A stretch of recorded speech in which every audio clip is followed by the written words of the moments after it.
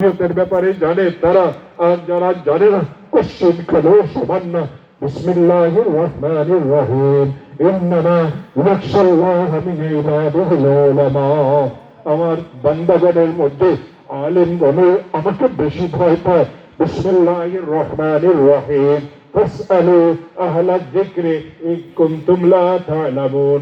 যদি তোমরা না জানো, যারা জানে তাদেরকে জিজ্ঞাসা করো। জানে কারা? যাদের কাছে কোরআনের ইলম আছে, যাদের কাছে হাদিসের ইলম আছে। আল্লাহ তো এই কথা বলেন নাই তিন চিল্লা যে দিয়েছে তাকে জিজ্ঞাসা করো। আল্লাহ বলেছেন ফাসআলু আহলায যিকরি ইন কুনতুম লা তা'লামুন। যারা বলে আমরা আলেমকে মানি না, তারা কোরআনের প্রকাশ্য আয়াতগুলিকে মানে না। এই যারা বলে আমরা আলেমদেরকে মানি না, তারা রাসূলের হাদিসকে মানে না। বিসমিল্লাহির রহমানির রহিম। আল উলামা ওয়ারাসাতুল আম্বিয়া وإن الأنبياء لم يورثوا دينارا ولا درهما وإنما ورثوا العلم। রসূল বলেন আলিমগণ, রসূল বলেন আলিমগণ নবী রাসূলদের ওয়ারিস। রসূল সাল্লাল্লাহু আলাইহি ওয়াসাল্লাম ইরশাদ করেন নবী রাসূলগণ কোন সোনাদানার ওয়ারিস কাউকে বানাই যান না। ইন্নামা ওয়াররাসুল ইলমা, ইন্নামা ওয়াররাসুল ইলমা। রসূল বলেন নবীগণ তো ইলমের ওয়ারিস বানাই যান। ও আমার প্রিয় ভাইয়েরা, মুহাম্মদুর রাসূলুল্লাহ দুনিয়া ঘোষণার পরে এই ইলমের উৎস কেবল মাত্র দুটা। প্রথম উৎস আল্লাহর কোরআন, দুই নম্বর উৎস রাসূলের হাদিস। একজন হক্কানি রব্বানি আলেম তিনি এই কথা বলতে পারেন, রাসূল পর্যন্ত তার একটা সিলসিলা আছে। আমি যদি আপনাকে বুখারী শরীফের প্রথম হাদিসের প্রথম টুকরা বলি ইন্নামাল আমালু বিন্নিয়াত, আমি আল্লাহর কোরআনকে মাথায় নিয়ে বলতে পারবো।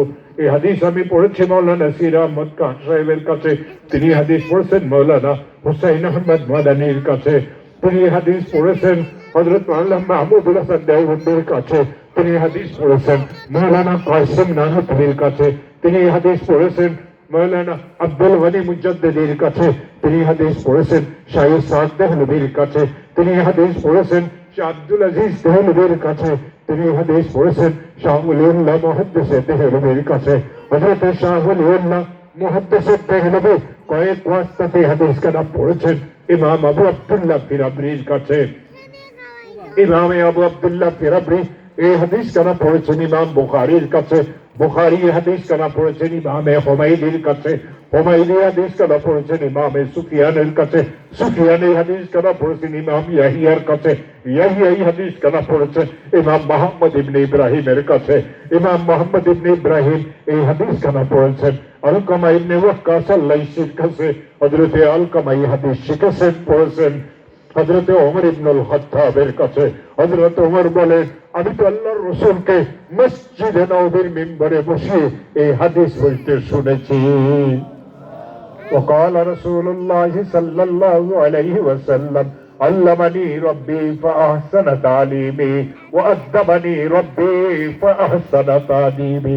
আল্লাহ রাসূল বলেন ও আমার উম্মতেরা, তোমরা কি জানো আমাকে ইলমকে শিখাইছে, ইলম আমাকে আমার আল্লাহ শিখাইছেন, উত্তম ইলম শিখাইছেন।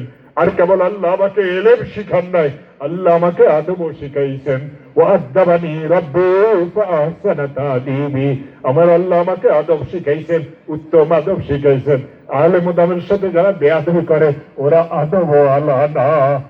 মান ওয়াসালা ওয়াসালা বিল আদাবি, মান ওয়াসালা ওয়াসালা বিল আদাবি ওয়া মান হারুমা হারুমা বিতারকিল আদাবি। ও আমার প্রিয় ভাইরা, আল্লাহ রাসূল সাল্লাল্লাহু আলাইহি ওয়াসাল্লামের খানদানের একজন মহিলা ছিলেন।